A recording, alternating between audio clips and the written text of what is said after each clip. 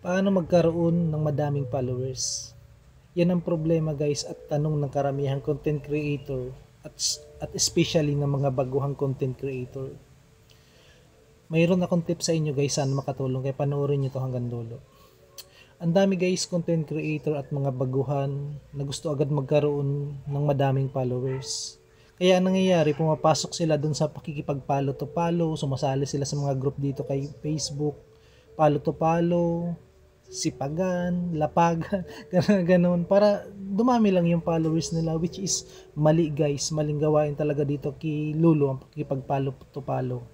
Kahit ako experience ko yan kasi sumali na rin ako sa pakikipag-follow to follow, almost yung nakuha kong followers sa pakikipag-follow to follow almost 1k din, pero walang nangyari.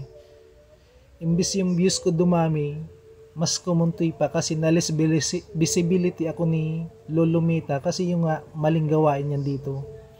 Ito ang tips ko sa inyo guys, sa mga gustong dumami yung followers. Gumawa kayo ng original at quality content dahil yan ang tunay na magdadala sa inyo sa mga totoo at mga tunay na followers nyo. Sana nakatulong. Kaya kung bago ka pa lang, pakipalo naman. Salamat!